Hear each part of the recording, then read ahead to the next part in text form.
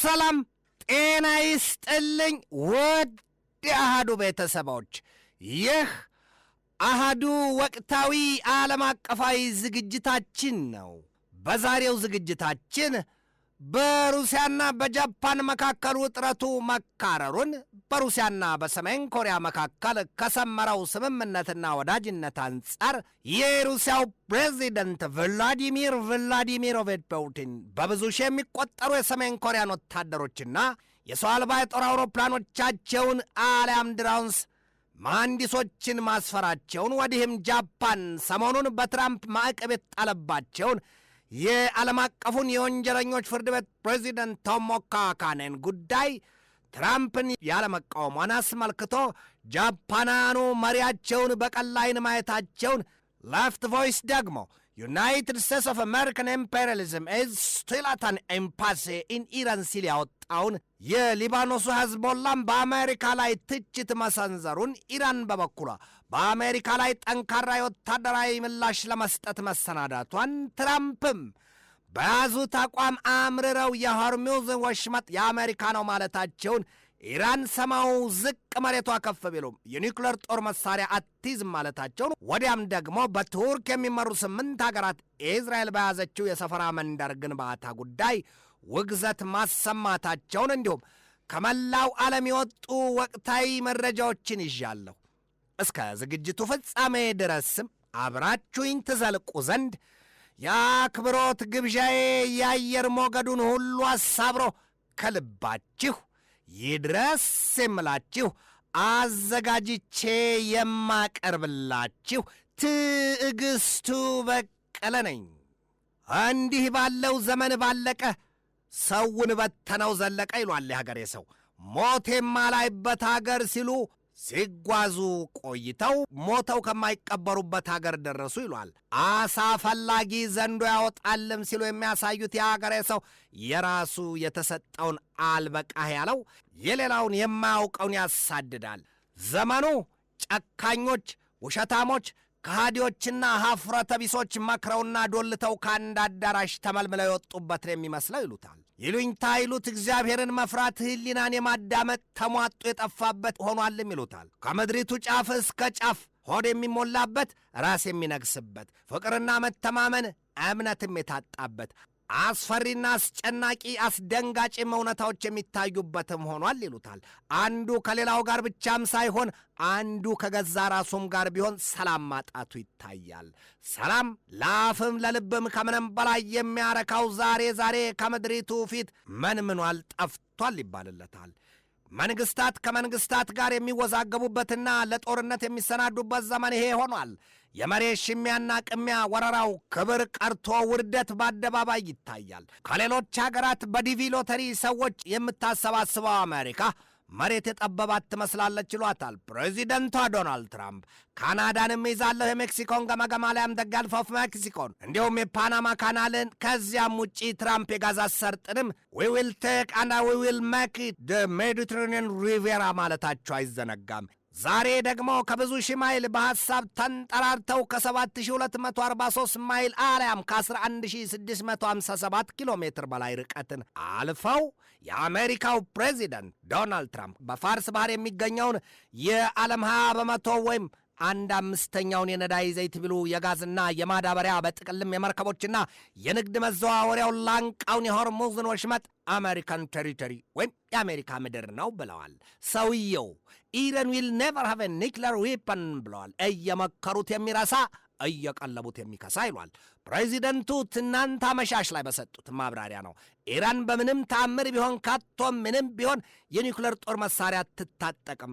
ከዛሬ ጀምሮም አሉ ትራምፕ፣ ከዛሬ ጀምሮ የሆርሙዝ ወሽመጥ የአሜሪካ ይዞታ ነው። ቃል በቃልም ንግግራቸውም ይህንን ያሉት ትራምፕ ከአፋቸው ተጠግቶ ትንፋሻቸውንና ቃላቶቻቸውን ለሚቀዳው የአልጀዚራ ካሜራ በስትሬት ኦፍ ሆርሙዝ አስ አን አሜሪካን ቴሪቶሪ ራይት ነው ኢት ኢዝ አሜሪካን ቴሪቶሪ ያልወለድኩት ልጅ አባባ ቢለኝ አፌ እንዳባዳባ አለኝ ይሏል የአገሬ ሰው። ጎበዝ ነግበኔን ፍሩም ሲል ያሳያል። ኢራን በወገኑ አለቻቸው ዛሬም ትራምፕን በምክትል የውጭ ጉዳይ ሚኒስትሯ ካዛም ጋሪባባዲ በኩል the Strait of Hormuz will either be corrected or we will correct the delusions of this deluded man የዚህን አታላይ ሰው ቅዠት እናስተካክለዋለን መሆኑ ነው ባጭሩ ሲመለስ። በኢራን የብሔራዊ ጸጥታ ምክር ቤት ኃላፊው ሞህሰን ረዛይም ትራምፕን ክፉኛ ወርፈዋቸዋል። የማይሞላ ሆድ ፍሪዳ አስቀምጦ ለቆሎ ይጮሃል ይሏል። አሁን ይላል የሌፍት ቮይስ የሌሊቱ መረጃው፣ በመካከለኛው ምስራቅ ቀጠና ጦርነቱ ተስፋፍቷል። ማንም የሰላም ረፍትና እንቅልፍ ያለው የለም ይላል። እናም ኢራን አለቻት አሜሪካን ኢምፔሪያሊዝም finds itself in a military impasse።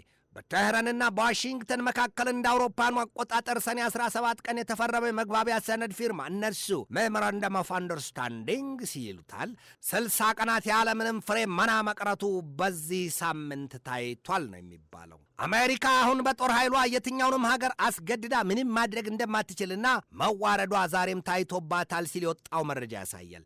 ኢዝራኤልና አሜሪካ የሽንፈትና የውርደት ብጥብጥ የተሞላውን ሰፍነግ ጨልጠውታል። ምን ያለው በአሜሪካና በኢራን ጦርነት አቅሙ ቢሉ ወዙ የነጠፈው የተቀረው ዓለም መሆኑን ልብ ይሏል። ከአሜሪካ ጋር በግዙፍ ጦርነት ውስጥ ገብታ የምጣኔ ሀብቷ ክፉኛ የላሸቀባት ኢራን ከሞት ወዲያ ሕይወት የለም ስትል አሜሪካን ልትላቀቃት አልወሰነችም ነው የሚባለው። እንደ ጮገጊት አሊያም እንደ ጸጉር ላይ ተባይ ሙጭጭ ብላባታለች ይሏታል፣ ካልተላጨ በስተቀር እንደማይረግፈው። ኢራን የሆርሙዝ ወሽመጥ በሐሳብ ፍልሚያ በአሜሪካ መወሰዱና ስም መሰጠቱን ተከትሎ የካሊፎርኒያን ግዛት የኢራን ይዞታ ብለዋለች።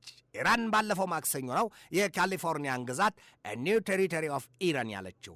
ማን ከማን ያንሳል፣ ማንስ ከማን ይበልጣል መሆኑ ነው። የዚያ የካሊፎርኒያ ግዛት ምስል በሰማያዊ ቀለም ተከቦ ይህንን የሚል ጽሑፍም ከራስጌው ተለጥፎበታል። ኒው ቴሪቶሪ ኦፍ ኢስላሚክ ሪፐብሊክ ኦፍ ኢራን የግልብጥ ልጅ የረገመኝ ይሏል። አሊያም የናቁት መንገድ ከሀገር ያወጣል። በሎስ አንጀለስ አካባቢ የሚገኘው የካሊፎርኒያ ግዛት ከ141 ሺህ በላይ ኢራናውያን አሜሪካውያን የሚኖሩበት ግዛት መሆኑን ልብ ይሏል። ኢራናውያኑ የሚኖሩበት ያ ስፍራ ደግሞ ይሄ ስያሜ ያለው ቴህራንግልስ የኢራን የቅርብ አጋርና አባርን የሚባልለት የሊባኖሱ ጦረኛ እንጃ ሲባል ስም የተሰጠው ኃይል ሐዝቦላ በበኩሉ አሜሪካ ኢራንን ተቆጣጥሬያታለሁ ስትል ላወጣችው መግለጫዋ ይህንን ብሏታል። ኒው ኤንድ ካንኬሽን አወር ሌባኖስ አይደንቲቲ ኢራን መላውን ኃይሏን ተጠቅማ በአሜሪካ ላይ የወታደራዊ እርምጃ ለመውሰድ መዘጋጀቷንም ገልጣለች። የፈሩት ይደርሳል፣ የጠሉት ይወርሳል ይሏል። ትራምፕ በኢራን ላይ በታሪክ ታይቶም ሆኖም የማያውቅ ማዕቀብ ጥላለሁ ሲሉ መዛት መፎከራቸው ይታወቃል። the toughest financial sanctions in history ሲሉ በኢራን የአያቶላዎቹን አገዛዝ ለመንቀል በጥልቅ ያሴሩትንና ያደቡለትን ዕቅዳቸውን ሲገልጡም ኢራን ደግሞ በአሜሪካ ላይ ፈጽሞ የሚያንኮታኩት የወታደራዊ ምላሽ ይሰጣታለሁ ስትል ዝታለች። ዴቫስቴቲንግ። በኢራን ጦር ኃይል ዋና አዛዡ ሜጀር ጀነራል አሊ አብዶላሂ አሉ ትናንት ሌሊት ላይ በሰጡት ማብራሪያ the Islamic Republic reaction would be broad and decisive። ሙያ በልብ ሲሉ ነው ጥርሳቸውን ንክስ ልቅቅ እያደረጉ ያስጠነቀቁት።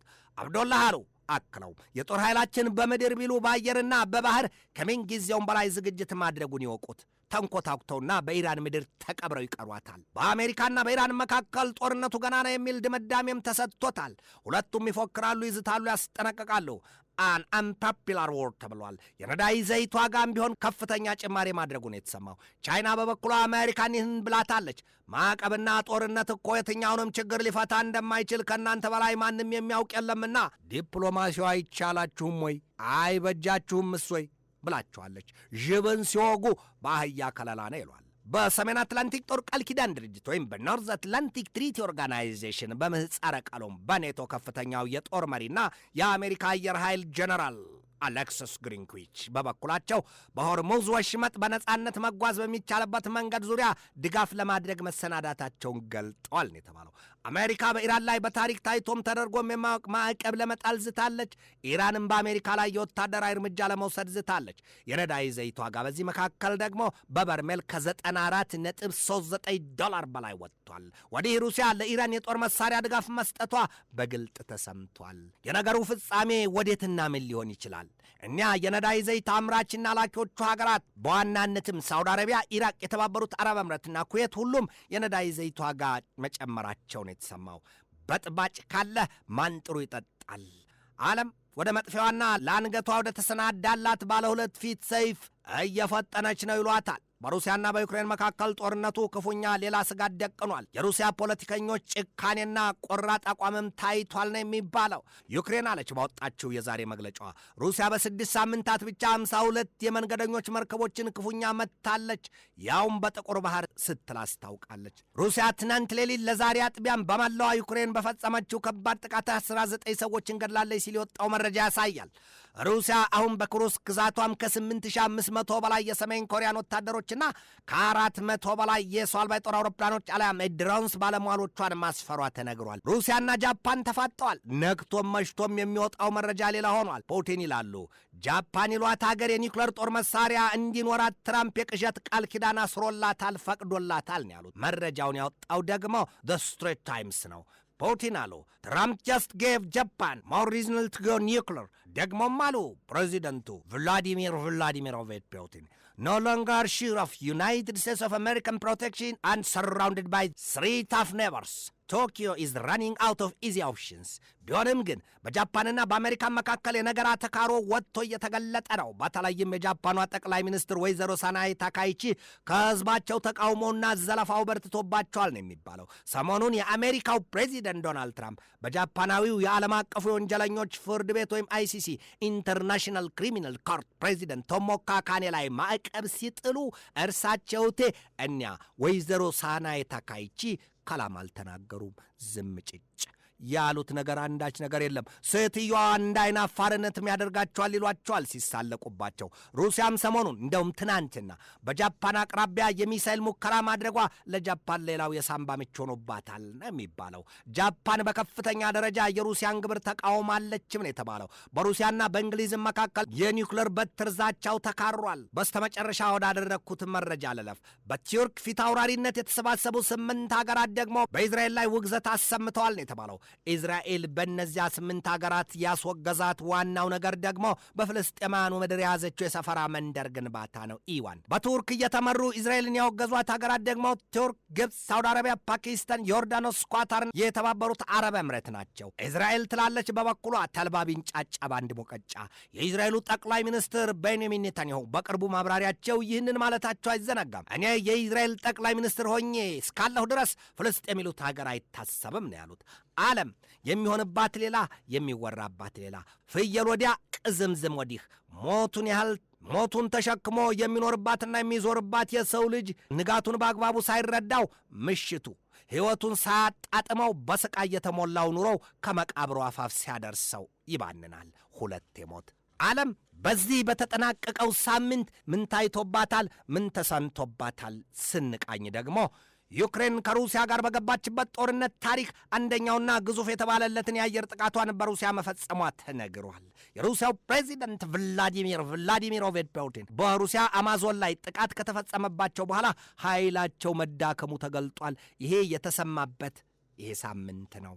ኢራን በአሜሪካና በእስራኤል ላይ ሙሉ ድል መቀዳጀቷን አስታውቃለች የሚል መረጃ የሚወጣው በዚሁ በተጠናቀቀው ሳምንት ነው። አሜሪካ በሳውዲ አረቢያና በፓኪስታን እንዲሁም በቱርክ መካከል የተፈረመውን የጋራ ወታደራዊ ትብብር ውል ስምምነት መደገፏን አስታውቃለች ሲል የወጣው መረጃም በዚሁ ሳምንት ነው። ወደሽን ነው ገጣቢት ይሏል። ኢራን የአሜሪካን ወታደር ለማድረክና ለያዘ ወዲያም ለገደለ ማንኛውም ሰው $30,000 ሽልማት ማዘጋጀቷን ያስታወቀችው በዚሁ ሳምንት ነው። አርሚ አናውንስስ $30,000 reward for anyone who kills or captures a United States of American soldier. እንዲሁም የአሜሪካን ወታደር የያዘችዋ ወይም የገደለችዋ እንስት ከሆነች $60,000 ሽልማት ትጎርሳለች። ይሄ ዜና የተሰማበት ይኸው ሳምንት ነው። እስራኤል በመካከለኛው ምስራቅ ቀጠና ከሚወጓት ታጣቂ አንጃዎች እጅግ አስደናቂ የተባሉ የውጭ ሀገራትን የጦር መሳሪያዎች መማረኳም ተነግሯል። የዚያ መሳሪያ እስራኤል የማረከችው ወይም የያዘችው መሳሪያ ከተባለ ደግሞ የናዚ ጀርመን ዘመን ጦር መሳሪያ መሆኑም የወጣበትና የተሰማበት ዜናው የተራገበበት ይኸው ሳምንት ነው። የአሜሪካው ፕሬዚደንት ዶናልድ ትራምፕ የሰሜን አትላንቲክ ጦር ቃል ኪዳን ድርጅት ኔቶን ያፍረከርኩት ዘንድ ለሩሲያው ፕሬዚደንት ቭላዲሚሮቪች ፑቲን በሩን ከፍተው መልቀቃቸው የተነገረው ዜና በዚሁ በተጠናቀቀው ሳምንት ነው። የአሜሪካው ፕሬዚደንት ዶናልድ ትራምፕ የሆርሙዝ ወሽመጥ የአሜሪካ ግዛት ሆኖ የሚያሳይ ምስል የለቀቁት በዚሁ ሳምንት ነው። ኢራንም ብትሆን የአሜሪካውን የካሊፎርኒያን ግዛት የኢራን ግዛት ስትል ምስል ቀርጻ የለቀቀችው ዜና ያሳወጀችው በዚሁ ሳምንት ነው። ቻይናና ሩሲያም የጃፓንን የኒውክሌር ጦር መሳሪያ የመያዝ ዕቅድና ምኞት ተቃውመውና አስጠንቅቀው በአደገኛ በትራቸው ሊነድሏት የተዘጋጁበት ይሄ መረጃ የወጣው በዚሁ በተጠናቀቀው ሳምንት ነው። አሜሪካ በታሪክ እጅግ ከባድ የተባለ ማዕቀቧን በኢራን ላይ ለመጣል መሰናዳቷን ያስታወቀችበትም ሳምንት ይሄ ሳምንት ነው። ውድ የአሃዱ ቤተሰቦች ስለ ጦርነትና ስለ ግጭት፣ ስለ ነገር፣ ስለ ተፈጥሮ የአየር ንብረት ለውጥና ስለ ድርቅ፣ ስለ ጎርፍ ማጥለቅለቅና ስለ ሌላው ቁጣና መቅሰፍት የሚወርድባትና የሚሰማባት ዓለም አልያም ምድራችን ስለ ሰላም አንድ ብቅ ያለባት የሰላም ተላላኪ አልያም የሰላም ሐዋርያ ከየትም አልተሰማም። ሰላም ይሉት ሻሎም፣ አሰላሙ አለይኩም፣ ፓቼ፣ ሰላም ጤና ይስጥልኝ። ይሄ ሁሉ ከምድሪቱ ከሰው አንደበት ሳይቀር የተሟጠጠበት ጊዜ የተሟጠጠበት ዘመን። ውድ የአሃዱ ቤተሰቦች የዛሬን በዚህ ተሰናበትኳችሁ። ሳምንት በተመሳሳይ ሰዓት በሌሎች ርዕሰ ጉዳዮች እንገናኛለን። እስከዚያው ከልባችን እስከ ዓለማችን ሰላም ተመኘሁ። በድጋሜ ሰላም።